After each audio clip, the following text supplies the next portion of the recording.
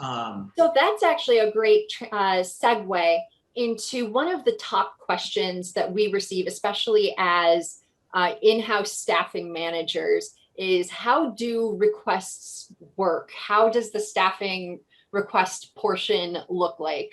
Ashley, I'm going to pass that over to you. What does that look like, and how do we get it done here in Cadre? Sure. So for a lot of our managed accounts that we work with, the requests come straight from the client, and we act as the planner on behalf of them. They don't have their own profile, so I am acting as courtesy to the planner for them. If they have a specific request, I then extend that invitation to a specific travel freelancer, working on new vocabulary. And that is when you receive the invitation in your mailbox, in your inbox, and you can see that. So it's a direct extension from the planners that they are requesting that freelancer for those programs. Perfect. Thank you. This is what you look like in Cadre, right? You can see people, you see their headshot, you see your reviews, you see everyone in Cadre has passed background check, right? You could go read reviews on people. The planner said, we ask every time there's an event for you to rate the planner and the planner to rate you. And you can see here, there's so many different ways for clients to filter and look for people, right? All the different skills that are listed in your profile are also listed on the client side. So the more you build out your profile, the more you list skills that you have, certifications that you have, the higher you'll rate in our algorithm to show you earlier, right? To clients. Now, in many cases, like we said, if you're a favorite, we're going to show the client their favorites first because they most often use those people and we just make it easy for them. But there are sometimes clients may say, I want to find people that are closest to the event, even if they're not a favorite, right? And this person's, for this particular event, Joshua's 5 miles away, right? So there's a lot of ways that clients can get in and sort and filter staff. And the more you have in your profile, the better it is for you to show up in these sorts.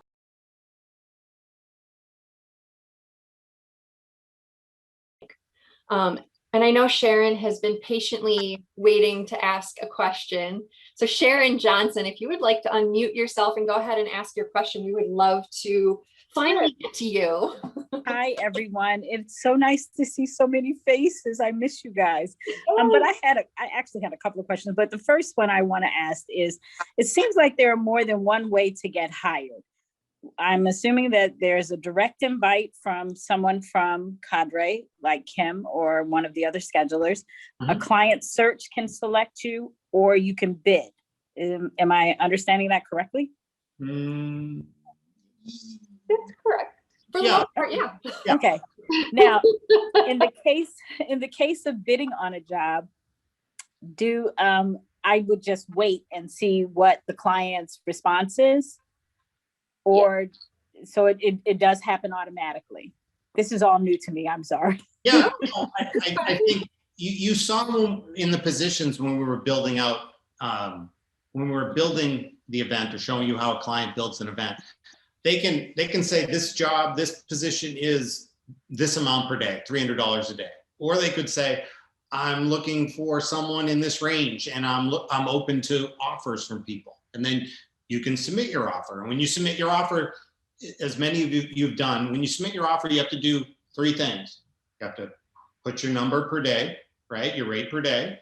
You have to say how long that rate per day is available, right? How long is it open until it expires? So you have to list your expiration date. And then third thing is you have to make your pitch, right? And your pitch is just like a short 3 or 4 sentence selling pitch, right? where you can say, I've worked this property so many times, I know the convention service manager, I'd love to work for you. Or I'm going to be in the area, you don't need to fly me in so I can save you money. You know, you make your pitch specifically to that planner, right? And so in that case, you make your pitch, you put in your bid, and then the client, when they see the offers come in, they can review, right, all the people that made an offer on that position. They can chat with anyone who's made an offer in that position. They might want to start interviewing you on chat and say, hey, you wanted to work F&B. That's the one position I have left. Tell me a little bit more about your skills, right?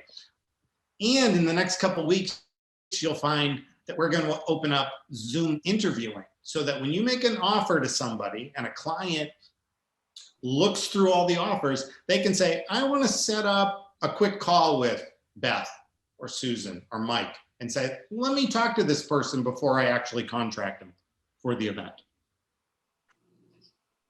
Also, pro tip, when putting your expiration date for your bid, we're not calling it your offer, do not make them for like 2 days after.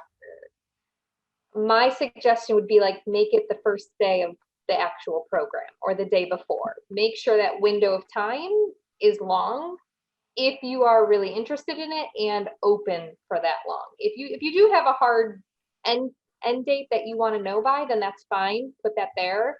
But a lot of times planners, whether it's private or public, Kim and I included, sometimes we don't get to it that day. So when the expiration date is that day or the next day, and then we can't get to it, either we have to re-ask you, or if it's a public event, that planner may not reach back out to you saying, hey, can you renew your offer? So pro tip, make sure that the expiration date, is that what it's called? Expiration date? Yep. The expiration date is far in advance. Give them enough time to review and look at them. Yeah.